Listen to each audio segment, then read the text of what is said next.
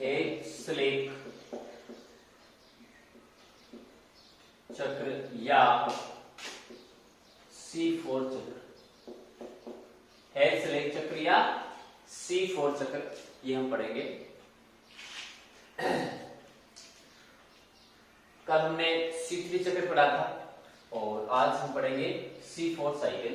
ठीक है, तो देखिए इसमें होता क्या है कि सबसे पहले तो इस चक्र का अध्ययन नाम से पता है एच व स्लेक ने किया था। एच व स्लेक ने किया था। इसमें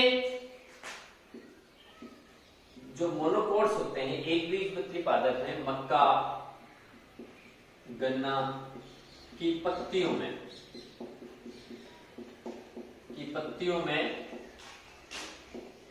इस चक्र का अध्ययन किया था। ठीक है,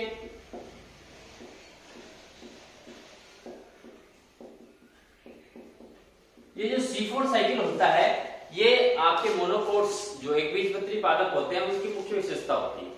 एक बीजपत्री पादपों की पत्तियों के अंदर C4 साइकिल पाया जाता है। हालांकि आपके द्विबीजपत्री पादप है उनके अंदर भी C4 चक्र है वो पाया जा सकता है, U4 बेस वगैरह है, इनमें C4 साइकिल पाया जाता है। लेकिन एक बीजपत्री पादप होते हैं उनकी मुख्य विशेषता होती है आपके C4 चक्र का पाया जाना। ठीक है, तो हेज चक्र, हेज और स्लेक ने इसका अध्ययन किया था और किसने किया था? मक्के में और गन्ने की पत्तियों में इसका अध्ययन किया था। अब क्या होता है कि इसके अंदर सबसे जो इंपॉर्टेंट चीज है कि इनकी पत्तियों में मोनोकोट्स की, जैसे गन्ना है, मक्का है, इनकी पत्तियों में एक चीज पाई जाती है, क्रेन्स एनाटोमी, या आप उसको बोल सकते हो क्रेन्स शारीरिकी। क्रेन्स शारीरिकी या क्रेन्स एनाटोमी पाई जाती है।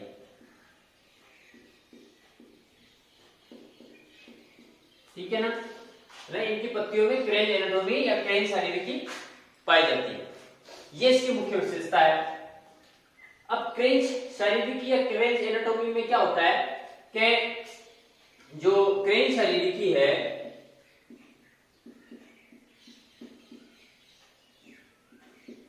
उसमें दो प्रकार के हरित लवक पाए जाते हैं। कितने प्रकार के? दो प्रकार के हरित लवक पाए जाते हैं क्रेन्स शारीरिकी में। एक होता है पर्ण मध्योतक, एक तो होता है आपके पर्ण मध्योतक हरित लवक। ठीक है, और एक होता है आपके पूलाछद हरित लवक, है ना, यानी बीजोफिल, chloroplast and bundle sheath chloroplast. पूलाछद यानी बंडल शीट, मतलब ये संवहनकुल के चारों ओर पाए जाते हैं। पूलाछद वगैरह संवहनकुल को चारों ओर से घेरे हुए होते हैं। तो इनमें मुख्य जो विशेषता होती है कि पत्तियों में C4 साइकिल की पत्ती होंगे, उनके अंदर क्रेन्स शारीरिकी या क्रेन्स एनाटोमी पाई जाती है। और क्रेन्स एनाटोमी क्या होती है कि इनकी पत्तियों में दो प्रकार के हरित लवक पाए जाते हैं। एक होते हैं पर्ण मध्योतक हरित लवक और एक होते हैं पूलाछद हरित लवक। अच्छा, जो पर्ण मध्योतक हरित लवक है उसमें पर्ण मध्योतक कोशिकाएं पाई जाती हैं। पर्ण मध्योतक कोशिकाएं पाई जाती हैं, है ना। जो पर्ण मध्योतक हरित लवक है उसके अंदर आपके पर्ण मध्योतक कोशिकाएं पाई जाती हैं। और जो पूलाछद हरित लवक है उसके अंदर पूलाछद कोशिकाएं या सेल्स पाई जाती है।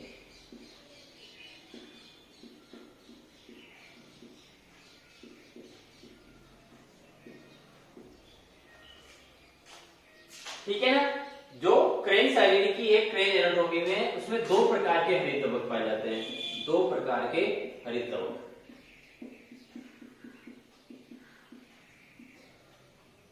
पर्णमध्योतक हरितद्रवक और पुलाछद हरितद्रवक। तो पर्णमध्योतक हरितद्रवक में पर्णमध्योतक कोशिकाएं पाई जाती हैं और पुलाछद हरितद्रवक में पुलाछद कोशिकाएं पाई जाती है। इस प्रकार दो प्रकार के हरितद्रवकों में अलग अलग प्रकार की कोशिकाएं पाई जाती है।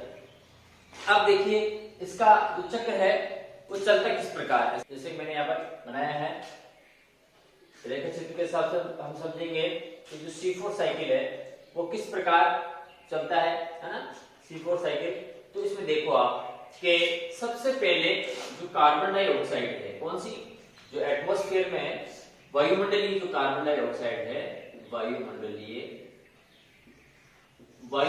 कार्बन डाइऑक्साइड है, उसको सबसे पहले ग्रहण करता है 3 कार्बनिक पैप PEP, पैप यानी phospho enol pyruvic acid, phosphoenol pyruvic acid यानी पेप। ये पेप ग्रहण किसको कर रहा है, वायुमंडल की जो कार्बन डाइऑक्साइड है उसको पेप ग्रहण करता है, pyruvic phosphoenol pyruvic acid.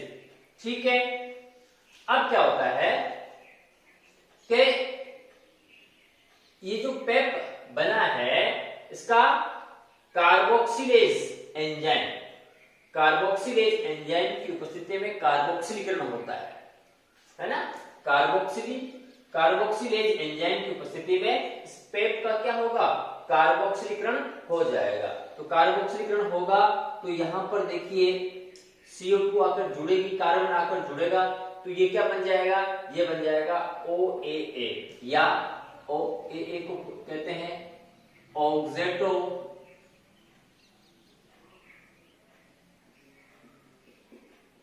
Acetic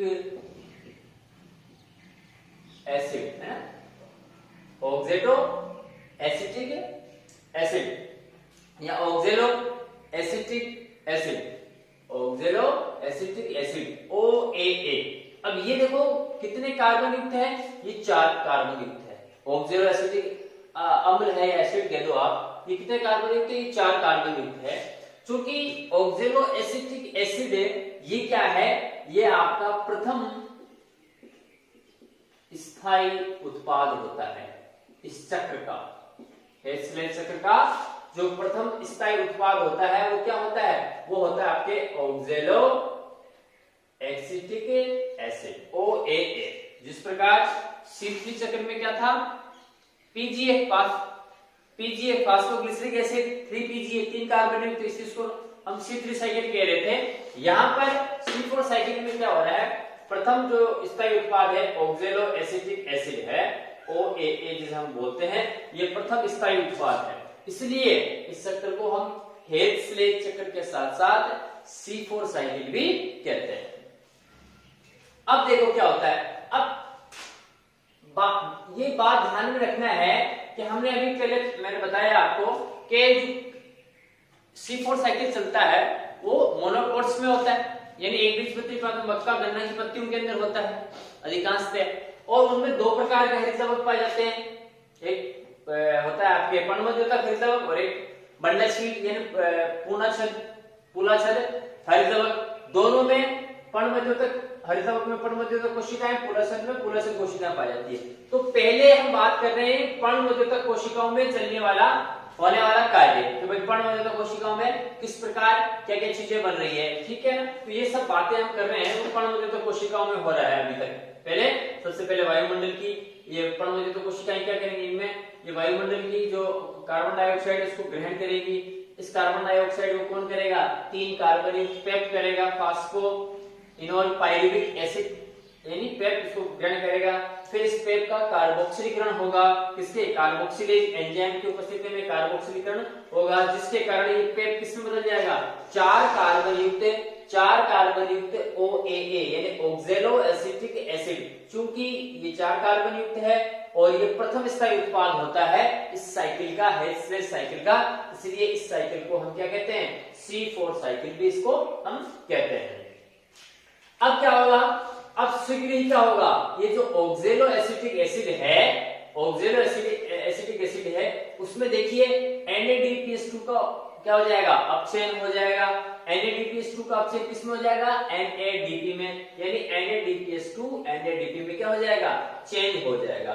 जब NADPH2 NADP में इसका अपचयन होगा तो क्या बनेगा, मैलिक अम्ल बन जाएगा, मैलिक एसिड बन जाएगा। कितने कार्बन युक्त है, 4 कार्बन युक्त मैलिक एसिड बन जाएगा। ठीक है, अब ये तो बात हो रही है आपके पर्णमध्युतक कोशिकाओं में। सबसे पहले वायुमंडलीय कार्बन डाइऑक्साइड को पेप ने क्या किया, ग्रहण किया, यानी फास्फोइनोल पायरुविक एसिड ने ग्रहण किया।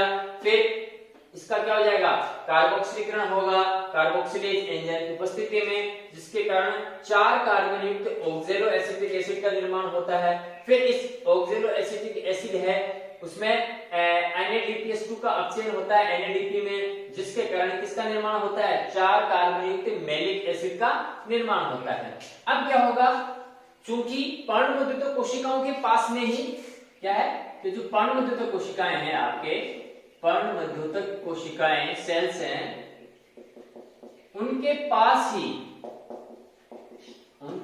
ही क्या है आपके जो बंडल शीट्स सेल्स हैं, बंडल शीट्स वो उपस्थित होती हैं। बंडल शीट्स यानी आपके मूलाक्षर कोशिकाएं, है ना। तो पर्णमध्युतक सेल्स के पास ही बंडल शीट्स सेल्स होती हैं, पास ही होती हैं। तो अब क्या होगा कि ये जो मैलिक एसिड बना है, किसमें बना है, ये बना है आपके पर्णमध्युतक कोशिकाओं में, है ना, बेसोफिल सेल्स में बना है। तो ये मैलिक एसिड का अब क्या होगा, ट्रांसपोर्ट होगा। ट्रांसपोर्ट यानी परिवहन, हिंदी में बोलते हैं परिवहन होगा। तो ये परिवहन होगा, इसका मतलब क्या, ये अपनी जगह छोड़ देगा। ट्रांसपोर्ट का मतलब एक जगह से दूसरी जगह पर जाना। तो जब परिवहन होगा मैलिक एसिड का, तो मैलिक एसिड क्या करेगा, मैलिक एसिड यहां से निकलकर, कहां से, मूलाक्षर कोशिकाओं से, मेसोफिल सेल से निकलकर ये चला जाएगा आपके मूलाक्षर कोशिकाओं के अंदर, बंडल शीट्स कोशिकाओं के अंदर चला जाएगा। कब, ट्रांसपोर्ट होने के बाद में। ठीक, अब देखो मैंने यहाँ पर लिख दिया मैलिक एसिड, ये यहाँ से ट्रांसपोर्ट होकर, है ना, पर्णमध्युतक कोशिकाओं से ये जो ट्रांसपोर्ट है वो होकर मैलिक एसिड का ट्रांसपोर्ट कहां पर हो गया, आपके बंडल शीट्स सेल्स के अंदर हो गया। अब आगे देखिए, अब इससे क्या होगा, कार्बन डाइऑक्साइड है बाहर निकलेगी। कार्बन डाइऑक्साइड क्या होगा, बाहर निकलेगी। जब कार्बन डाइऑक्साइड बाहर निकलेगी तो उससे इस कार्बन डाइऑक्साइड बाहर निकली है, उसको कौन ग्रहण करेगा, हमने C3 साइकिल में पढ़ा था, कौन ग्रहण करेगा, RUBP, राइबोलोज 1,5 बाइफॉस्फेट। RUBP का मतलब राइबोलोज 1,5 बाइफॉस्फेट, और रिबिस्को एंजाइम की उपस्थिति में सबसे पहला जो ग्राही होता है वो होता है RUBP। इसने क्या किया, ग्रहण कर लिया। अब ये जब ग्रहण इसको करेगा, RUBP ग्रहण करेगा, तो क्या हो जाएगा, साथ ही साथ क्या बनेगा, PGA, फास्फोग्लिसरिक एसिड। अब यहाँ पर देखो C3 साइकिल चल रहा है, RUBP आ गया, रिबिस्को आ गया, PGA आ गया, 3PG हमने पढ़ा था, फास्फोग्लिसरिक एसिड। पहला जो स्थायी उत्पाद होता है C3 साइकिल में वो क्या होता है, 3PGA, 3-फास्फोग्लिसरिक एसिड, है ना। तो अब इसने इसको ग्रहण कर लिया है, PGA ने, कार्बन डाइऑक्साइड से क्या बन गया, ये PGA बन गया। अब PGA से क्या होगा, एक तो ग्लूकोज बन जाएगा, क्या बन गया, ग्लूकोज, और ग्लूकोज के साथ साथ में अन्य क्या हो जाएंगे, 3 कार्बन युक्त, 5 कार्बन युक्त, 6 कार्बन युक्त उत्पाद बनेंगे। जैसा आपने पढ़ा ना, इरिथ्रोस 4-फॉस्फेट, यानी वो 4 कार्बन युक्त एक उत्पाद, बहुत से अन्य उत्पाद भी बनेंगे। ये PGA में से ग्लूकोज तो बनेगा ही बनेगा, साथ ही साथ अन्य उत्पाद भी क्या हो जाएंगे, इससे निर्माण होगा। जैसे इरिथ्रोस 4-फॉस्फेट, जाइलोज 5-फॉस्फेट, जाइलोज 1,6-फॉस्फेट, और हमने पढ़ा था जाइलोज स्यूडोहेप्टोलोज 1,7-फॉस्फेट, है ना। तो इस प्रकार ये अन्य कार्बन युक्त उत्पाद भी बनते हैं इस PGA से, फास्फोग्लिसरिक एसिड से, और ग्लूकोज भी बनता है।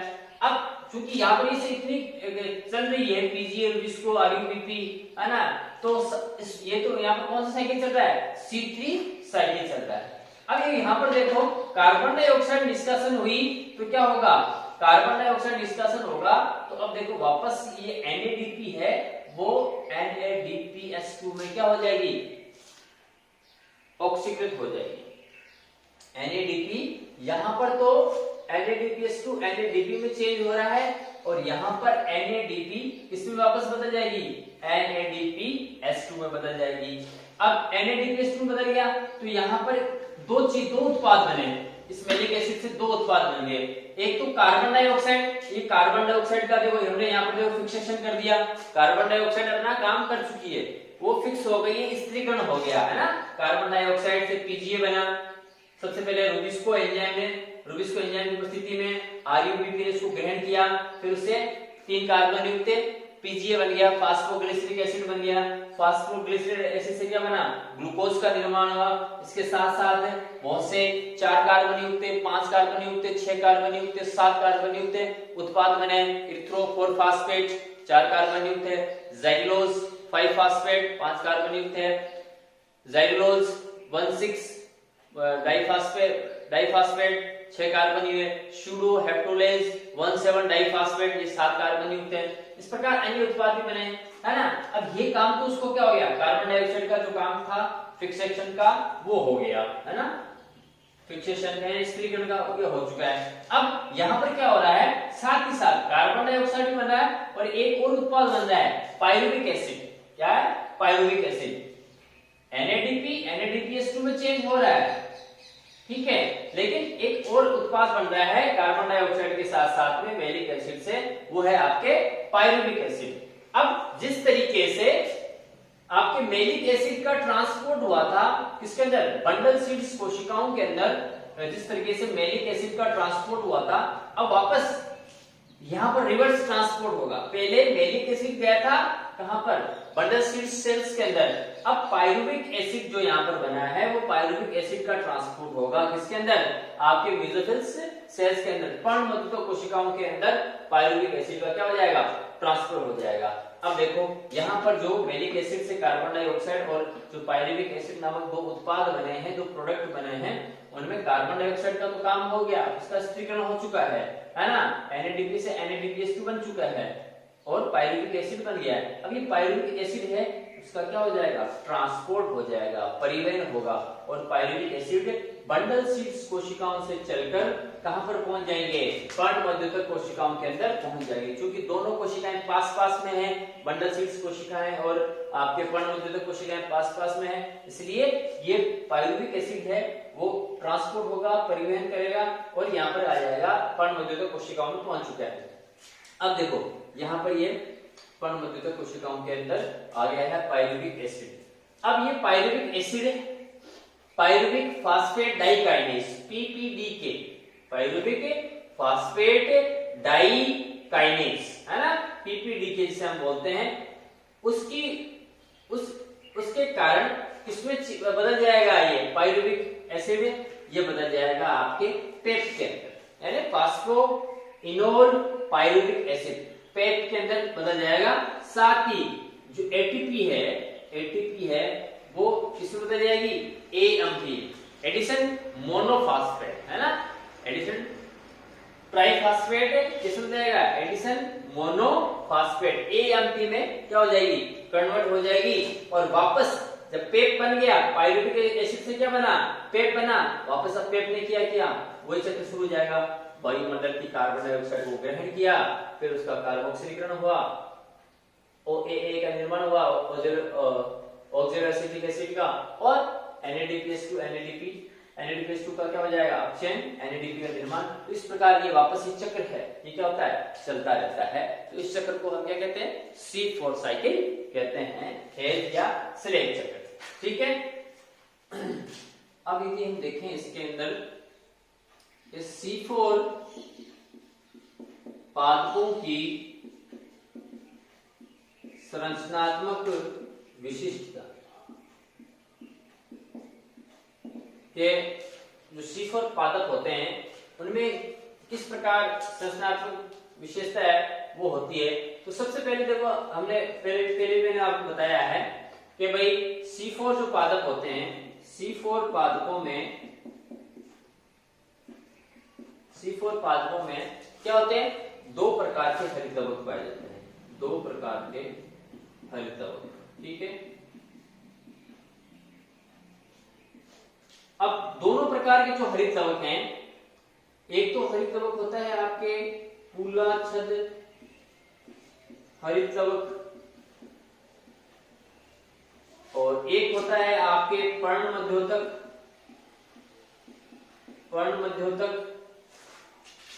हरितवक। ठीक है, तो दो प्रकार के हरितवक पाए जाते हैं सिर्फ और पादपों की। ये विशेषता की बात हम पढ़ रहे हैं, विशेषताओं की, कि पुलाछद हरितवक और पर्णमध्योतक नामक दो प्रकार के हरितवक इनके अंदर पाए जाते हैं। फिर क्या क्या विशेषता है? पर्णमध्योतक हरितवक होता है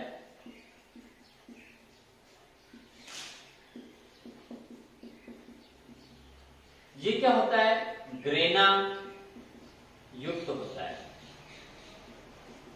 और पुलाछद हरितवक ग्रेना विहीन। ठीक है, ग्रेना विहीन होता है। पर्णमध्योतक हरितवक ग्रेना युक्त होता है और पुलाछद हरितवक क्या होता है? ग्रेना विहीन होता है। साथ ही साथ जो प्रकाशिक अभिक्रिया है वो पुलाछद हरितवक में और अप्रकाशिक अभिक्रिया पर्णमध्योतक हरितवक में क्या होती है? संपन्न होती है। ओहो सॉरी, ग्रेना विहीन है।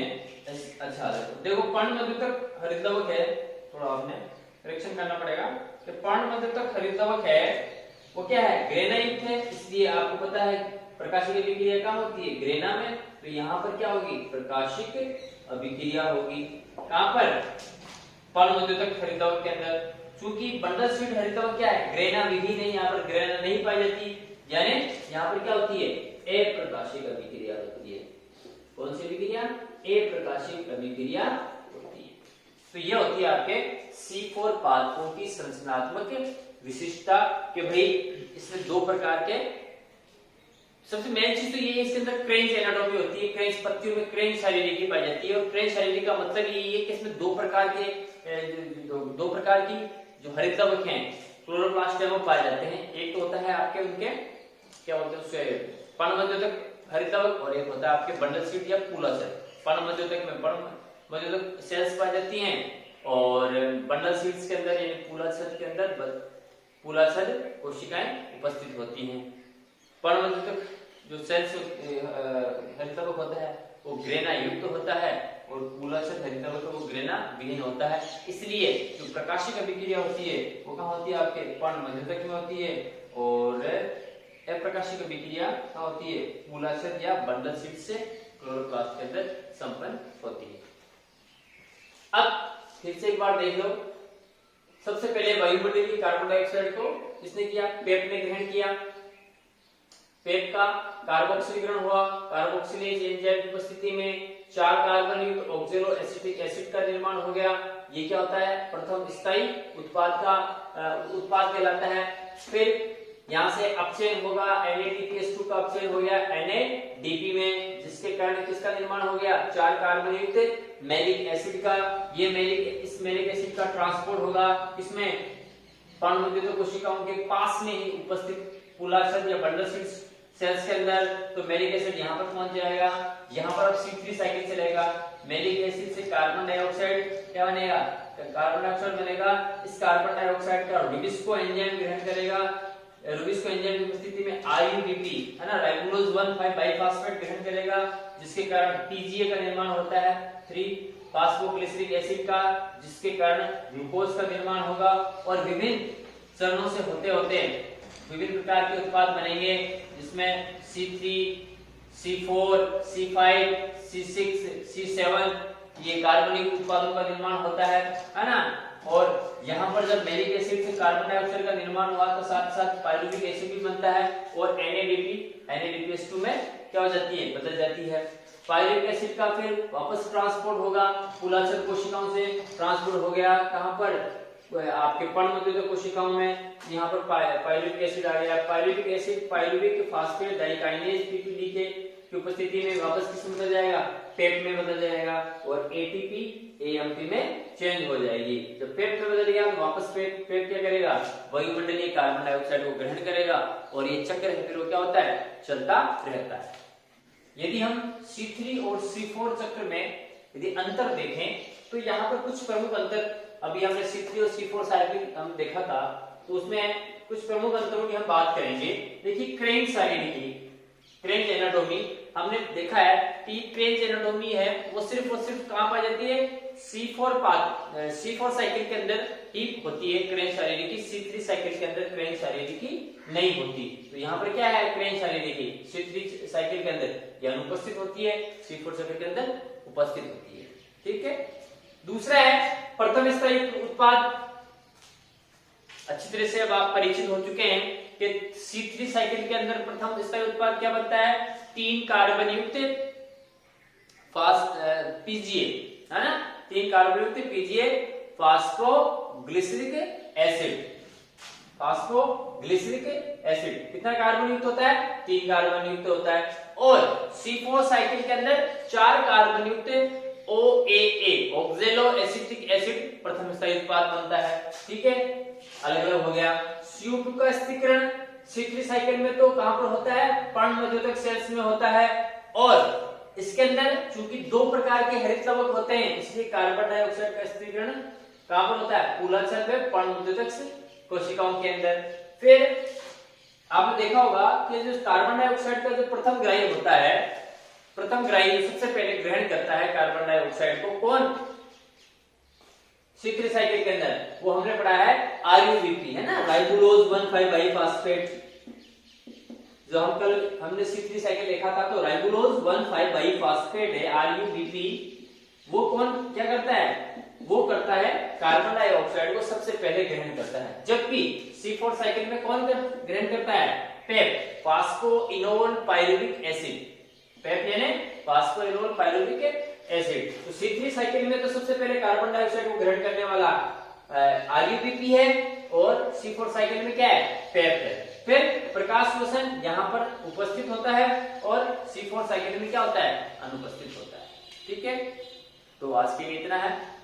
कल फिर हम कैम जो क्रैसुलेशन अम्ल उपापचय चक्र है जिसे हम CAM चक्र कहते हैं वो पढ़ेंगे। तब तक के लिए धन्यवाद।